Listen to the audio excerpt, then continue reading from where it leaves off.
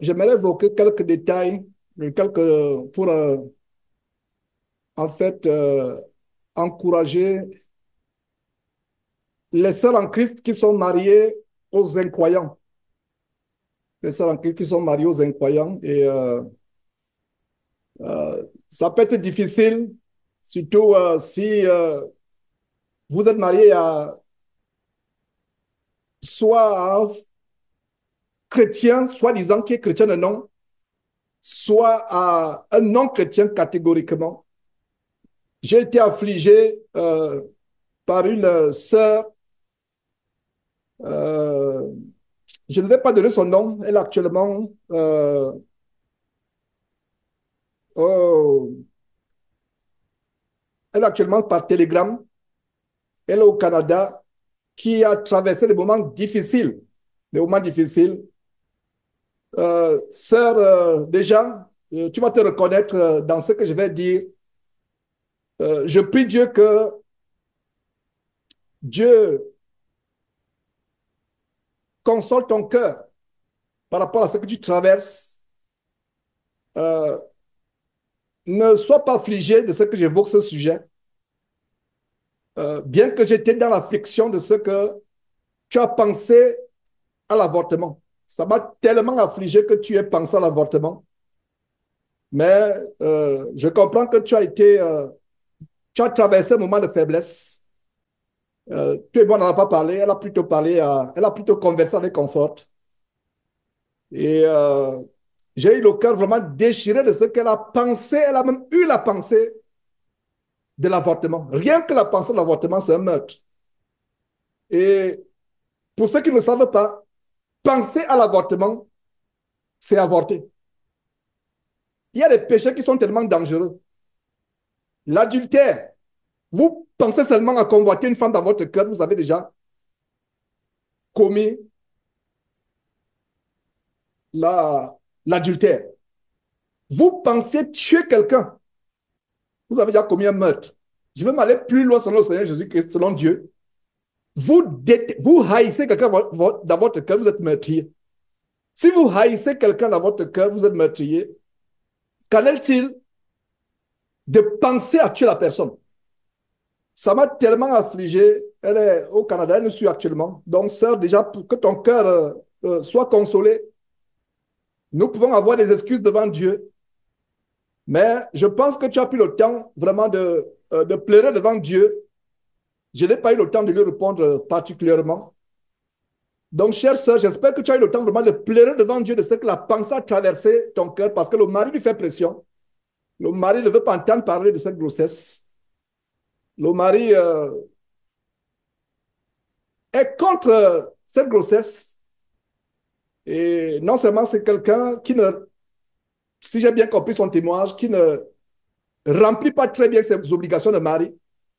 Donc, elle se retrouve vraiment surchargée. Heureusement que, selon le rapport que Conforme a fait, que Dieu l'a béni avec des enfants qui, tout petits, 7 ans ou 6 ans, et même moi, je crois, si je ne me trompe pas, des enfants qui l'aident à travailler, qui l'aident avec les activités, les tâches domestiques. Incroyable. 7 ans, 6 ans. Sinon, s'il n'y avait pas ces enfants, regardez comment Dieu peut compenser les choses. Les enfants de 7 ans et même en dessous, qui l'aident avec les choses de la maison, qui la soulage, qui la console. Donc son mari lui a fait pression et elle a pensé à l'avortement. Et Confort l'a conseillé en tant que femme en lui disant qu'il y a des choses que nous devons prendre avec en tant que mère. Les enfants ressentent, les enfants, il y a une connexion entre la mère et l'enfant. Et les mamans qui sont parmi nous, les femmes parmi nous qui ont accouché, savent cela, qu'il y a une connexion entre la mère et l'enfant au point où l'enfant peut ressentir les émotions de la maman. L'enfant peut ressentir si la maman est joyeuse, si elle est triste, les émotions. Et même les gens du monde qui font la psychologie, nous ne nous fions pas sur, en passant, je vous dis que nous ne nous fions pas sur ce que les gens du monde font ou disent. Nous nous fions sur la parole de Dieu. Mais je vais vous dire que les gens du monde confirment la parole de Dieu. L'enfant vit déjà, dès que l'enfant est conçu. Donc l'histoire est punie du lendemain. Oh, j'ai eu un retard de quelques heures. J'ai eu un retard d'une journée. Je m'en vais prendre la pilule du lendemain à la pharmacie. C'est un meurtre. Dès qu'il y a contact entre le spermatozoïde et l'ovule, et il y a fécondation, la vie a commencé. Et donc, ça, vraiment, je ne peux pas te cacher, j'ai été affligé que comment une sœur peut penser avoir l'idée.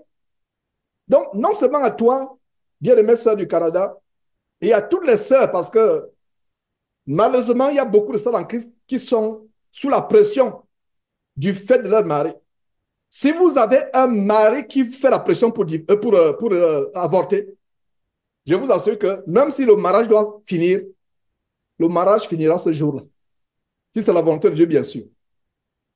Si le mariage doit finir, le mariage ce jour-là va finir. Si c'est la condition pour que le mariage finisse, OK. Donc, persévérons, persévérons. Donc, ça, c'est une chose qui m'a rendu triste, mais je ne suis plus dans la tristesse parce que j'étais triste sur le champ, bien entendu. J'étais affligé. Comment? C'est que la pensée, la pensée, la pensée. Il y a des moments, il y a la pression. Donc, le diable nous hait. Le diable peut nous mettre sous pression. Et j'utilise la situation de cette sœur pour dire que même si nous sommes sous pression, ça peut être la pression d'un patron. Tu es sous pression, il te dit, trafique les livres comptables. Trafique-les. Mets les faux chiffres pour contourner le fisc, pour contourner l'administration. Mets les faux chiffres. Tu dis, patron, je suis chrétien. Même sur le plan de la loi humaine, en anglais, on dit unethical. C'est contre l'éthique, contre la morale. Je ne peux pas le faire. Et contre ma foi chrétienne. Patron, je suis désolé. Je ne peux pas le faire. S'il faut aller en prison, s'il faut perdre le boulot, je vais perdre le boulot. Là, le cas de la sœur, c'est une sœur qui est dans une position d'autorité. Elle est sous pression. Elle pense avorter. Mais je vais étendre ça à tous les niveaux. Tu peux être sous pression avec ton employeur. Tu viens d'acheter une maison. Tu viens d'acheter une voiture. Tu viens de te marier. Le diable passe par le patron pour te frapper en disant que si tu ne fais pas ceci, qu'en est-il des sœurs en Christ qui sont harcelées sexuellement par leur patron? Le patron dit, si tu ne couches pas avec moi, tu n'as pas le boulot. Tu dis au patron, d'abord, moi-même, je démissionne. Je démissionne. Voilà ma démission. Dieu prendra soin de moi. Parce que je ne peux même pas, une seule seconde encore, être à côté d'un tel animal. Mais ne dis pas ça, c'est Georges qui parle. Je ne vous dis pas de lui parler ainsi. Ça, c'est Georges qui parle. Ne dis pas animal. Mais moi, en fait, c'est un animal. Parce qu'un homme qui veut coucher avec son employé, c'est un animal. Donc, frère, tu es harcelé par la femme de ton patron ou ta patronne qui te dit couche avec moi comme Joseph, sinon tu perds le boulot. Je vais dire, madame, moi, je sors même déjà, je pars. Reste, parce que ça, je ne peux même pas tolérer être encore une seule seconde à côté de toi, à côté de vous. Je ne peux pas, je suis désolé. Voilà. Si vous êtes artisan avec votre tablier, enlevez votre tablier.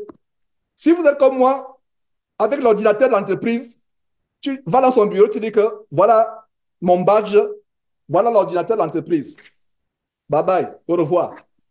Nous devons vivre avec la foi. Vous voyez? Donc, ce n'est pas seulement la sœur du Canada, c'est nous tous qui sont dans les rapports d'autorité. Le diable passera par des situations telles que il te met dos au mur. Si tu ne fais pas ceci, le mariage va finir. Il y a eu des cas des frères qui ont des femmes non chrétiennes qui mettent des conditions. Si tu ne laisses pas ton Dieu là, on divorce. Je préfère divorcer d'avec toi que de divorcer avec mon Dieu. C'est la réponse que tu dois lui donner, frère. Apprenons à être radical. Choisissons le camp de Dieu. Et c'est le radicalisme que nous devons avoir. Est-ce que nous sommes arrivés au point où nous sommes radicaux par rapport aux pressions que nous pouvons avoir? Les pressions viendront. Les pressions viendront. Il arrivera un moment où les gens vont entrer dans les maisons avec les machettes, avec les fusils. Vous, en Afrique, c'est les maisons, les machettes. Vous, en Afrique ou en Europe, c'est les machettes et les goudins. Nous, ici aux États-Unis, c'est les fusils. Un Américain qui n'a pas de fusil dans sa maison, ce n'est pas un vrai Américain. Et moi-même qui vous parle, je n'en ai pas encore, mais je pourrais en avoir, pas pour me défendre, je pense en avoir parce que la chasse est une de mes passions. Ce n'est pas pour me défendre, c'est pour chasser. Donc, euh, tout le monde a des fusils ici. Quand on fait la fin de témoignage la dernière fois, il y a quelques jours, elle est allée avec les enfants à un magasin. Elle est entrée à ce magasin-là, elle voit un homme bizarre.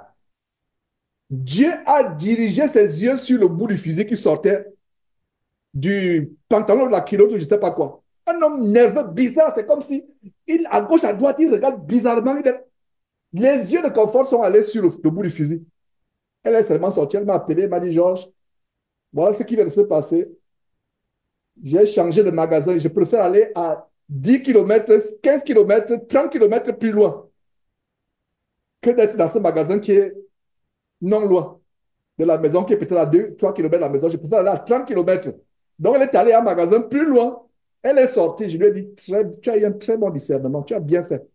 Sur le champ, dès que tu t'as monté cela, sors. Donc, ici, c'est facile d'avoir les fusils. C'est facile. Tout le monde en a. Les voisins en ont. Tout le monde. Tout le monde a. Et vous allez voir quelqu'un dans sa cour arrière en train de tirer. Il tire. Donc, tout le monde a les fusils. Et à supposer que vous, là-bas, quelqu'un entre avec des machettes, vous renoncez à Jésus-Christ, donc vous découpe. Je vais dire, monsieur, découpez. Je vais me tendre la main. Commence. Tu vas commencer par c'est la tête, le pied. Commence. Quelqu'un vient avec les fusils. Ici, ce sera les fusils. Ce n'est pas les machettes, c'est les fusils. Ça va vite pour avoir le maximum de personnes. Renoncez à votre Jésus. On va tirer sur vous et dire, tu peux commencer à tirer. Si tu peux me tuer, Dieu a permis. Mais si tu ne peux pas me tuer, tu ne peux pas me tuer. Si Dieu n'a pas permis, tu ne peux pas me tuer. Tu ne peux pas me tuer. Même l'histoire de Donald Trump, rien ne m'a jamais choqué. Moi, j'ai échappé à la mort à plusieurs reprises. Mais l'histoire de cet homme qui, parce qu'il a tourné la tête pour regarder à une projection, il était en train de démontrer il a tourné la tête. La balle a seulement pris l'oreille. Qu'en est-il maintenant de nous? Ça veut dire que quand ton temps, Dieu n'a pas dit que ton temps, c'est ton temps, n'aie pas peur. Est-ce que vous comprenez, mes frères et sœurs? Sa tête aurait pu être explosée publiquement. Il y a eu quelqu'un, un expert en armes, a fait une simulation de ce qui aurait arrivé. Sa tête aurait explosé, on n'aurait pas retrouvé ta tête. Ça veut dire qu'il aurait été décapité par ce fusil. Le AR-15, c'est une arme que tout le monde aime ici. Ça, c'est l'arme des Américains. C'est comme la Kalachnikov pour les Russes. Le AR-15. Ça veut dire quand on tire sur la tête explose. C'est une arme pour décapiter. Ça veut dire que la tête explose, on ne retrouve même pas la tête. On va voir les débris de chair à 15 mètres, à 20 mètres. C'est une arme dangereuse. Voilà ce qu'est l'Américain avec son arme. Dieu l'a protégé. Si Dieu l'a protégé, qu'en est-il de nous? Donc, ces paroles, c'est des paroles d'encouragement, je vous assure.